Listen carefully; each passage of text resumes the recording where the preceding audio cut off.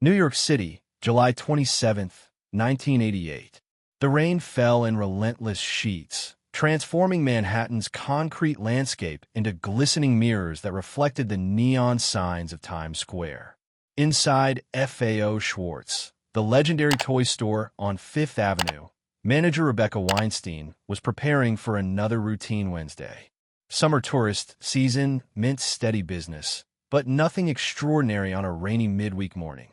She straightened displays of stuffed animals, adjusted the positions of model airplanes hanging from the ceiling, and checked inventory lists with the practiced efficiency of someone who had spent 15 years surrounded by objects designed to create wonder, but which had, inevitably, become simply products to be sold.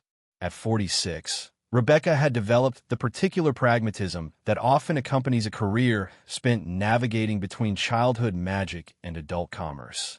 She loved her job, but had long since separated the emotional appeal of toys from the business reality of selling them. What Rebecca couldn't possibly anticipate was how the next 3 hours would transform not just her day, but her fundamental understanding of generosity, of wealth's potential purpose, of the complex humanity behind celebrity images constructed by media narratives.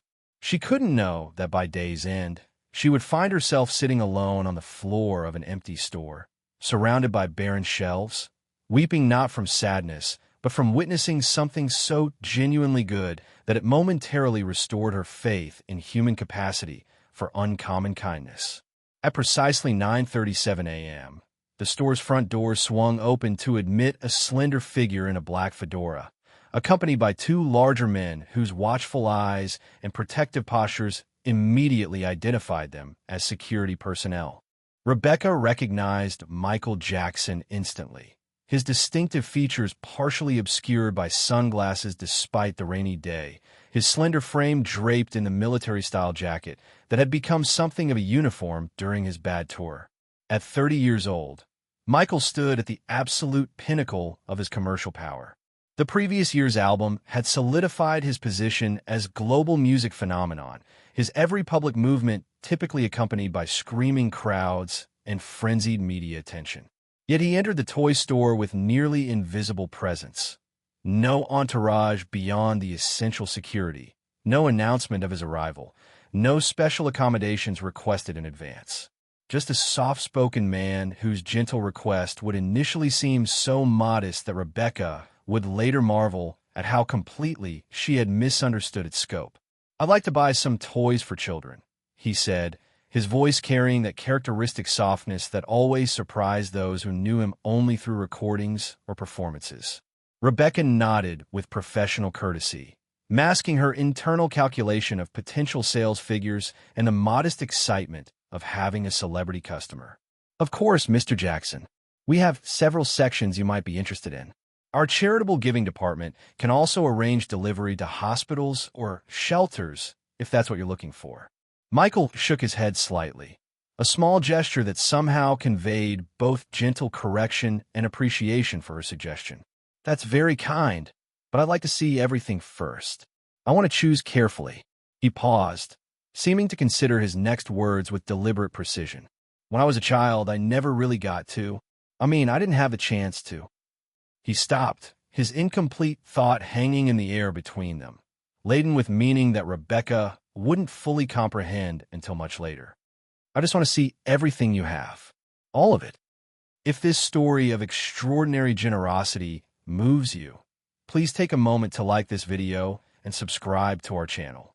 Your support helps us continue sharing these powerful moments that reveal the profound humanity beneath the Michael Jackson we thought we knew." What unfolded over the next 3 hours would later be described by the 6 store employees present that day with remarkable consistency, their recollections undiminished by the passage of decades. Michael moved through the massive toy store with methodical thoroughness that contradicted the popular image of celebrity impulsiveness. He examined stuffed animals with careful attention to their expressions, to the quality of their materials, to the feelings they might evoke in a child's arms. He tested board games, reading instructions completely before making decisions about their potential for creating genuine connection among players. He spent nearly 20 minutes in the doll section, paying particular attention to the diversity of options available, to whether children of different backgrounds would see themselves represented in these plastic embodiments of human form. Most striking to Rebecca and her staff was Michael's manner throughout this careful examination. The complete absence of the entitled impatience often displayed by wealthy shoppers, the genuine curiosity about each item's purpose and potential meaning to a child, the thoughtful questions about age appropriateness and developmental benefits. He wasn't shopping like a celebrity making grand gesture, Rebecca would later recall in a rare interview. He was shopping like the most conscientious parent you've ever seen, but for hundreds of children he'd never meet. Approximately 45 minutes into this unusual shopping expedition, Rebecca approached Michael as he examined a display of science kits designed to introduce children to basic principles of physics through play. "Mr. Jackson," she said, professional courtesy now softened by genuine curiosity, "may I ask what organization these toys are for? We'd be happy to arrange special pricing for charitable donations." Michael looked up from the microscope he'd been studying, his expression briefly visible as his sunglasses shifted position, a glimpse of eyes that struck Rebecca with their unexpected vulnerability, their almost childlike sincerity despite belonging to a man whose image appeared on walls of millions of teenagers worldwide. "They're for children who don't have toys," he said simply. "In hospitals, orphanages, shelters, poor neighborhoods. Some will go to specific places I know about. Others I'll ask my foundation to distribute where they're needed most." He paused, seeming to decide whether to share something additional, something more personal. "When we were touring as the Jackson 5, we'd sometimes visit children's hospitals between shows. I never forgot the empty spaces beside those beds. No toys, no things that said you're still a child, even here. I promised myself that if I could ever do something about that, I would." The simplicity of this statement, delivered without any apparent awareness of its emotional impact, momentarily rendered Rebecca speechless. In her 15 years managing the toy store, she had assisted numerous charitable purchases, had facilitated corporate donations, and celebrity photo opportunities with carefully selected gifts for maximum publicity value. But something in Michael's manner suggested motivation entirely divorced from typical public relations considerations. Genuine desire to address specific lack he had personally witnessed, to fulfill promise made by younger self who had somehow maintained direct connection to the 30-year-old global superstar now standing in her store. "We'd love to hear your stories of unexpected generosity that you've witnessed or experienced in your own life. Has someone's kindness ever caught you by surprise or changed your perspective? Please share in the comments below. Your experiences might inspire others to create moments of giving in their own communities." As the second hour of Michael's methodical toy selection began, word of his presence had inevitably spread through the store's staff, though Rebecca had instructed everyone to maintain normal operations and respect his privacy. James Montero, a 19-year-old college student working summer job in the store's electronic games section, observed interaction that particularly affected him. "A mother and her son came into my department while Michael was looking at the early Nintendo systems," James recalled years later. "The boy was maybe 7 or 8, clearly going through some medical treatment. He had that thin look and was wearing a baseball cap despite being indoors. He spotted Michael immediately and just froze, completely starstruck. His mother tried to pull him away, obviously not wanting to bother someone famous." What happened next became a defining moment in James's understanding of character revealed through unplanned interactions rather than staged public appearances. Michael noticed the boy's recognition, his stunned immobility, and rather than retreating behind security or offering hurried acknowledgement, he approached directly. "He knelt down to be at eye level with this kid," James continued, "and spent at least 10 minutes talking with him. Not just hello and quick autograph, but genuine conversation about the games the boy liked, about what he was doing that summer, about whether the Atari or Nintendo had better baseball simulations. Then he asked which game the boy would choose if he could have any in the store. When the boy pointed one out, Michael took it from the shelf, purchased it on the spot, and gave it to him. But here's what really got me. He did it so naturally, made it feel like normal interaction between two people who happen to like video games rather than massive star bestowing favor on lucky fan. That kid left walking 2 feet off the ground. Throughout the store, similar moments accumulated as Michael continued his methodical selection process, examining each department's offerings with focused attention that suggested personal investment in the potential impact of each item.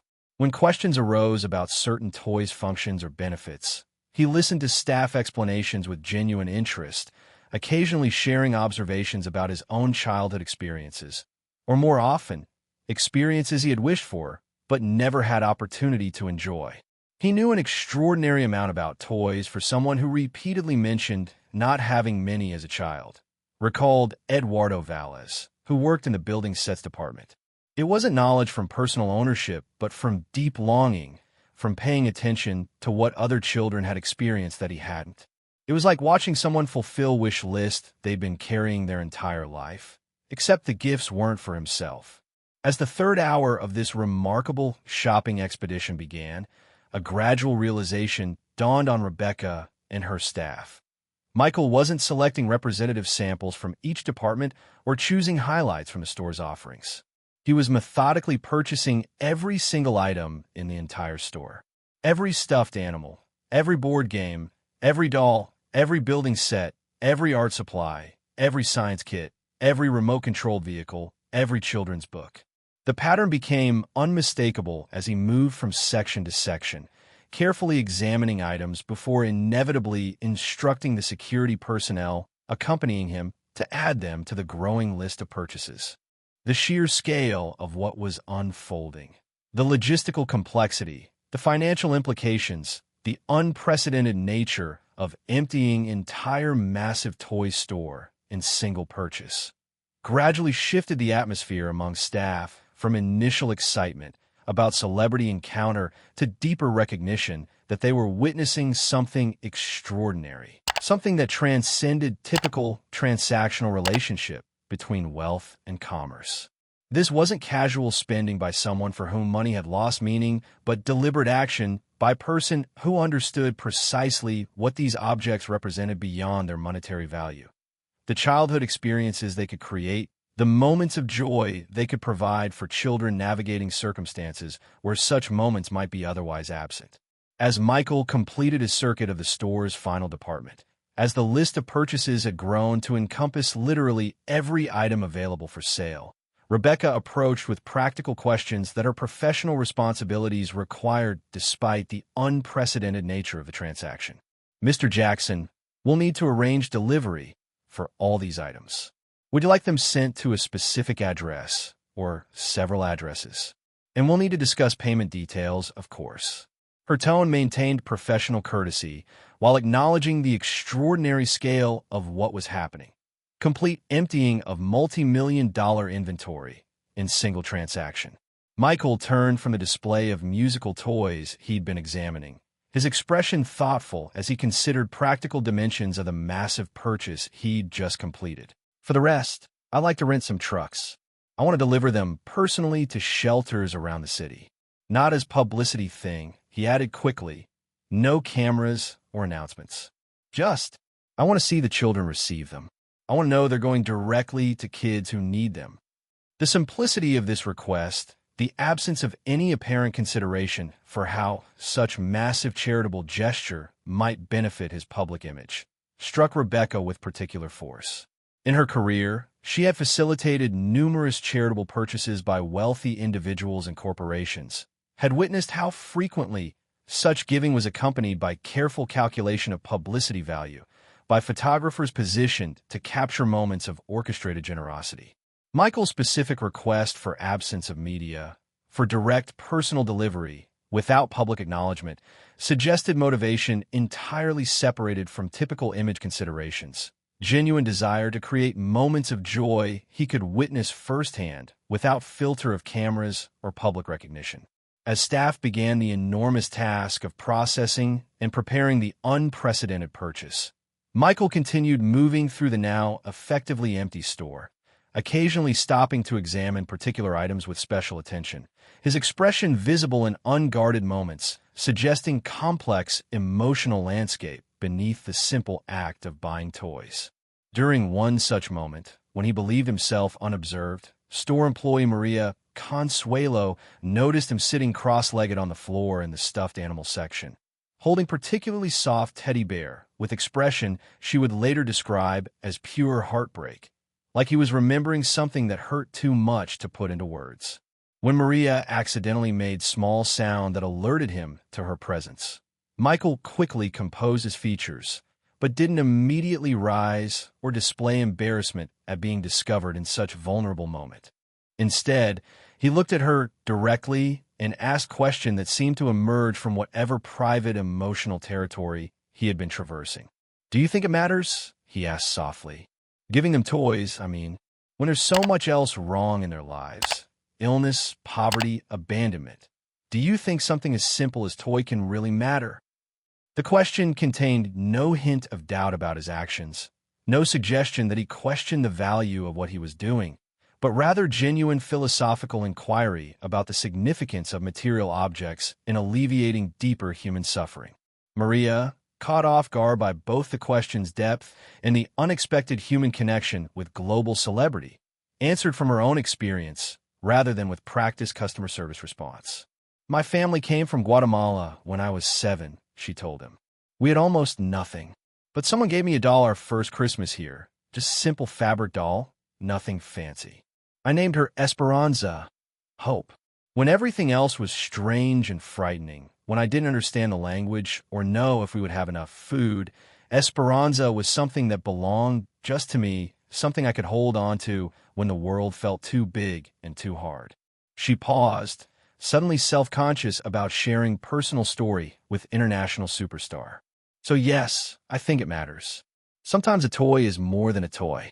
Sometimes it's the one thing that helps a child believe that tomorrow might be better than today."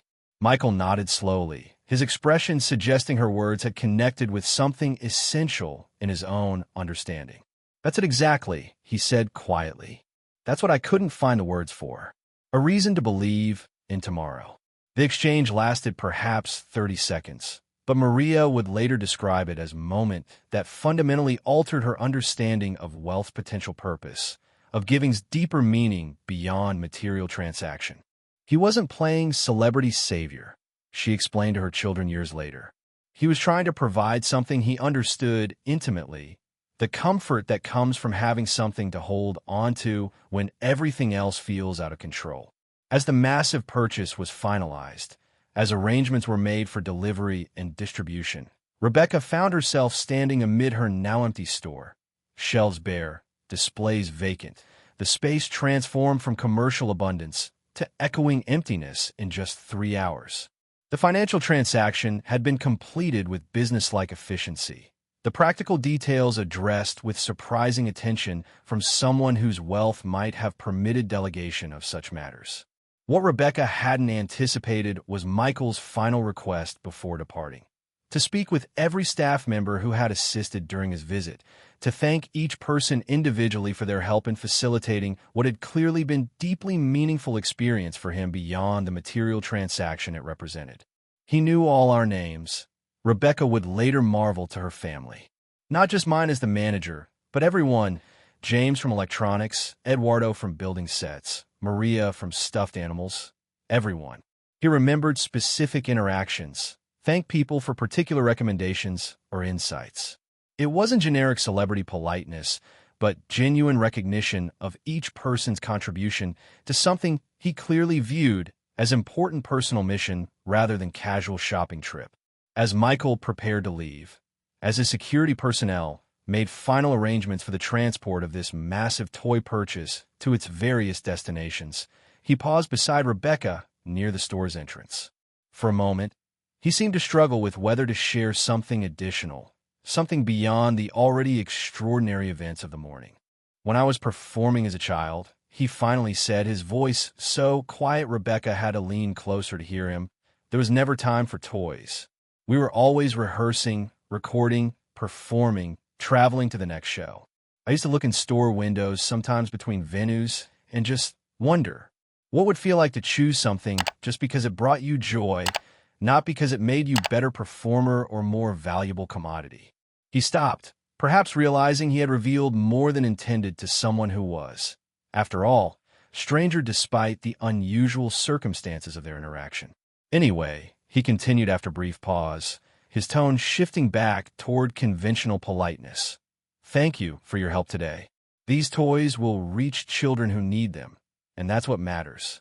But the brief glimpse into the private emotional landscape behind his actions, the suggestion that his extraordinary generosity connected not just to abstract charitable impulse, but to specific, personal understanding of childhood deprivation despite material success, gave Rebecca insight into depth of meaning this act carried beyond its obvious financial significance. After Michael departed, after the arrangements had been completed for the distribution of thousands of toys to various children's hospitals, shelters, orphanages, and community centers, Rebecca found herself alone in the empty store. The first time in her 15-year management career, she had seen the massive space completely bare of merchandise. The emptiness carried visual impact that suddenly, unexpectedly, overwhelmed her professional composure. She sat down on the floor amid the vacant shelves, the barren displays, and began to cry. Not from stress or negative emotion, but from witnessing an act of giving so genuine, so unmarred by the typical calculations of publicity value or tax advantages, that it momentarily restored her faith in wealth's potential to serve human needs beyond its own perpetuation. I've seen a lot of rich people shop, she would later tell her daughter. I process purchases for celebrities, for business tycoons, for people who spend more on single toy than some families earn in a month. But I'd never seen anyone buy not just with their wallet, but with their heart, with genuine understanding of what these objects meant beyond their price tags. He didn't just empty our store. For a few hours, he filled it with something I didn't even realize I'd stopped believing in.